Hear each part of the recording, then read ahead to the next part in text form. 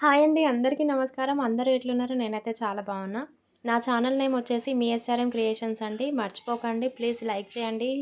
Subscribe చేసుకోండి నచ్చితే మాత్రం. ఇప్పుడు పైనకెందుకొచ్చినా అంటే పొద్దుటి నుంచి గోడలకి పట్టలేదండి. గోడలు ఎండిపోయినాయి. రోజు మార్నింగే పట్టేవాళ్ళము. కాకపోతే ఈరోజు మేస్త్రి వాళ్ళు రాలేదు. వాళ్ళు రావట్లేదు కదా అని మేమే కొంచెం డిలే చేసినాము.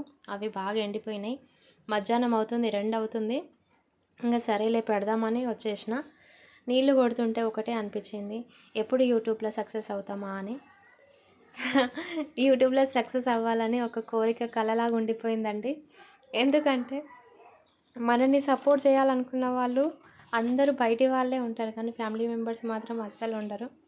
ఒకప్పుడు నేను యూట్యూబ్ స్టార్ట్ చేయకముందు అనుకునేదాన్ని, ఏంటబ్బా అందరూ లైక్ చేయండి, సబ్స్క్రైబ్ చేయండి, షేర్ చేయండి అంటారు, ఒకటే చెప్పిందే చెప్తారు సోది లెక్క. ఏంటి వీళ్ళకు అసలు ఇది చెప్పకపోతే లైక్ చేయరా, సబ్స్క్రైబ్ చేయరా అనుకునేదాన్ని. మన ఛానల్ పెట్టిన తర్వాత నాకు అర్థమైంది, అది మన ఛానల్ స్టార్ట్ చేస్తే కానీ అర్థం కాదు ఎవరికైనా, దాని విలువేంటో తెలిసింది తర్వాత.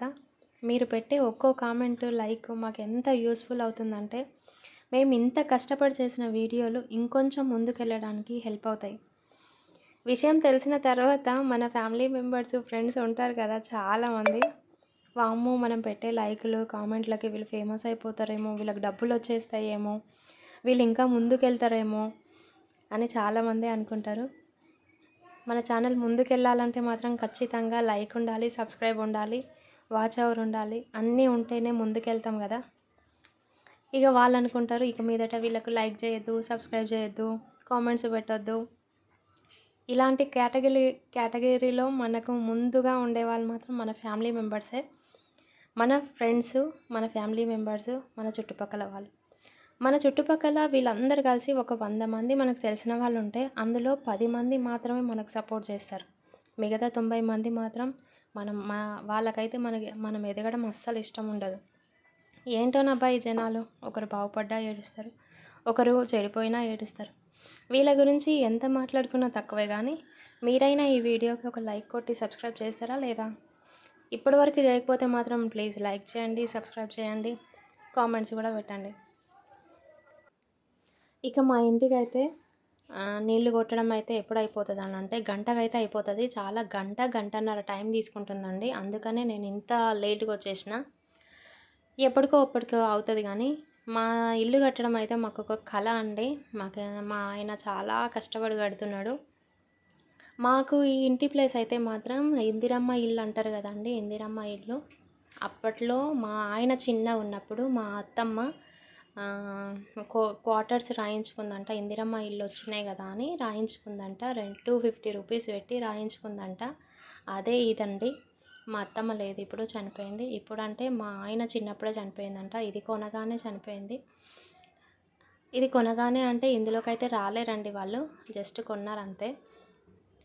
కొన్న తర్వాత మా ఆయన ఒక 3 ఇయర్స్ ఉన్నప్పుడే మా అత్తమ్మ చనిపోయింది. మా ఆడపడుచు 6 మంత్స్ ఉందంట. మా ఆయన 3 ఇయర్స్ ఉన్నాడంట. అంతే, చాలా చిన్నగా ఉన్నప్పుడు మా అత్తమ్మ చనిపోయింది. ఇంక అప్పటి నుండి వాళ్ళ అమ్మమ్మ వాళ్ళు తీసుకెళ్ళి, వాళ్ళ అమ్మమ్మ వాళ్ళే చదివించడం, అంటే గవర్నమెంట్ స్కూలే అనమాట, చదివించడము, ఫుడ్ పెట్టడం చేసిండ్రు. కాకపోతే ఆ తెలివి రావడానికి మాత్రం వాళ్ళ అమ్మమ్మ వాళ్ళే కారణము. ఇక చాలా రోజులు ఇక్కడే మా అత్తమ్మ వాళ్ళ ఇంటికాడనే ఉంటే మా మామ వీళ్ళని జీతం ఉంచిండంట బర్ల దగ్గర. నాకు ఒక పాట గుర్తుకొస్తుంది, వీళ్ళ స్టోరీ వింటే ఒక పాట గుర్తుకొస్తుంది. నేను షార్ట్లో ఒక పాట పాడిన, నా చిట్టి చేతులు చక్కని రాతలు నేర్వలేదయ్యో, ఈ పాట పాడిన కదా. ఈ పాట మా ఆయనకు బాగా సూట్ అవుతుంది. మా ఆయన వాడాడు అని నేను చెప్తున్నా, మా ఆయనకు బాగా సూట్ అవుతుంది. ఎందుకంటే అసలు టైంకి తిండి ఉండేది కాదంట. ఇంకా అమ్మ లేకపోతే ఎన్ని కష్టాలు ఉంటాయో తెలుసు కదా. పాపం ఆయనకి అమ్మ ప్రేమ దూరం అయిపోయింది చిన్నప్పుడే. కానీ ఆయన మాత్రం అసలు చదువును మానేయలేదు, చదువుకున్నాడు, మంచి జాబ్ చేసిండు, ఇప్పటికీ చేస్తున్నాడు. మా ఆయనకి ఒక కళలాగా ఈ ఇల్లు అనమాట. వాళ్ళ అమ్మ జ్ఞాపకం అనమాట ఇది. దానిని మేము ఉండడానికైతే ఫస్ట్ నా పెళ్ళి కాకముందే కట్టిండు, ఒక G+1. కాకపోతే ఇప్పుడు రెంట్ పర్పస్ కోసం అని కడుతున్నాము. 2 ఫ్లోర్స్ అయితే వేస్తున్నాము. ఏనైతే వేస్తున్నాం కానీ చాలా లేట్ అవుతుందండి. ఇప్పటికే 10 months అవుతుంది మా ఇల్లు స్టార్ట్ చేసి. చాలా లేట్ అయిపోయింది ఇప్పటికే. 1 year లోపల అయిపోతుందో లేదో చూడాలి. ఇంకా 2 monthsలో ఏమైపోతుందో కానీ ఇంకా ఒక 4-5 months అవుతుండొచ్చు అవ్వడానికి. కాకపోతే మా ఆయన అయితే చాలా కష్టపడ్డాడు. చిన్నప్పటి నుండి ఆయన చదువుతో పాటు చేను పని చేసుకుంటూ చదువుకున్నాడు. అసలు ఎంత కష్టపడ్డా, అమ్మ లేని వాళ్ళు ఎంత కష్టపడతారో కదా. ఆయన కష్టం చెప్తుంటే అయితే నాకైతే కన్నీళ్ళు వచ్చేస్తాయి. అంత కష్టపడి ఉంటారు వాళ్ళు, మా ఆడపడుచు అండ్ మా ఆయన. వాళ్ళ కష్టానికి ఫలితం అయితే పర్వాలేదు. మా ఆడపడుచు కూడా మంచి ఇంట్లోకి పడింది కోడలుగా. మా ఆయన కూడా బాగానే ఉన్నాడు, పర్లేదండి. నిజంగా అమ్మ లేని వాళ్ళు మాత్రం ఉండొద్దు. ఎందుకంటే అంత చిన్నప్పుడు లేకపోవడం అంటే వాళ్ళకు ఎంత నరకంగా ఉంటుంది కదా.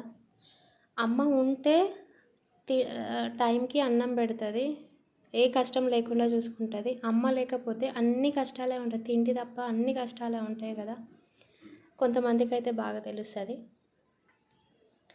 ఇంకా నాదైతే నీళ్ళు పట్టడం అయితే ఇంకా అయిపోలేదండి. ఒక్క పోర్షన్ కంప్లీట్ అయింది. అప్పటి నుండి కొడుతుంటే ఒక్క పోర్షన్ కంప్లీట్ అయింది.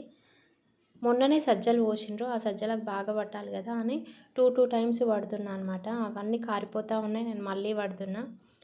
ప్రతి గోడకు 2 times కొడుతున్నాయి. ఎందుకంటే అవి బాగా ఎండ అయింది కాబట్టి అవి బాగా పీల్చుకుంటున్నాయి. ఒక రౌండ్ కొట్టిన తర్వాత మళ్ళీ ఇంకొక రౌండ్ కొట్టుకొస్తున్నా. అట్లా కొడితేనే అవి కొంచెం తడిగా ఉంటున్నాయి.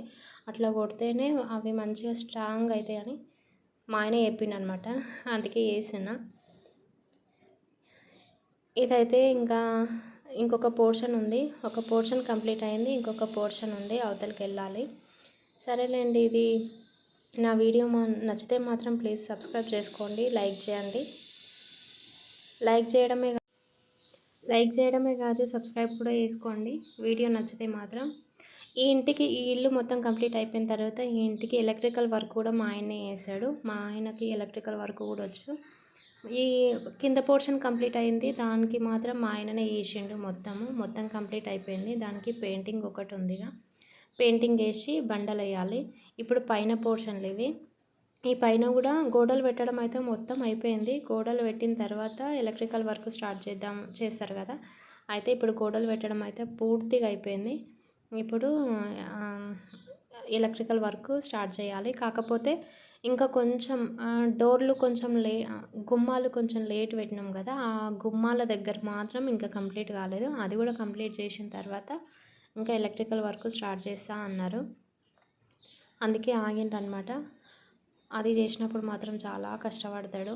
చాలా పాపం అనిపిస్తుంది నాకైతే, మస్తు కష్టమవుతుంది. అప్పుడు చిప్పింగ్ చేయడము, పైపులు వేయడము చాలా కష్టపడతాడు.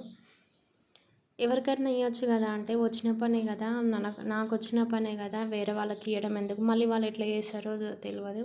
మనకు వచ్చిన పని మన ఇంటికి మనమే చేసుకుంటే ఆ తృప్తి వేరు కదా. అండ్ మంచిగా నీట్గా చేసుకుంటాం కదా అని ఆయన. అక్కడ ఆఫీస్ వర్క్ ఉంటుంది, ఇక్కడ ఇంటి పని చాలా కష్టమవుతుంది కదా అంటే అయినా పర్వాలేదు, అప్పుడప్పుడు ఖాళీ ఉన్నప్పుడు చేసుకుంటాలే, నేనే చేసుకుంటా అని చెప్పిండు అనమాట.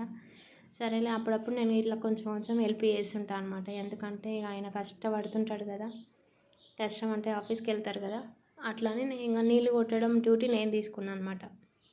పని అంతా అయిపోయిన తర్వాత నీళ్ళు కొట్టడం స్టార్ట్ చేస్తా. ఇది సెకండ్ పోర్షన్ అండి. సెకండ్ పోర్షన్లోకి అయితే వచ్చేసినాము. దీనికి కూడా గుమ్మం దగ్గర ఇంకా గోడ పెట్టలేదన్నమాట. గుమ్మం దగ్గర ఒకటి మిగిలిపోయింది, అది పెట్టేసి ఇది కూడా కంప్లీట్ అయిపోతుంది. చూడండి నీళ్ళు ఎట్లా పీల్చుకుంటుందో. ఒక్కొక్కరు చాలా కష్టపడుతుంటారు కదా. మా ఇంటికి పని చేసే మేస్త్రి వాళ్ళు కూడా పాపం 6:30కి వస్తారు.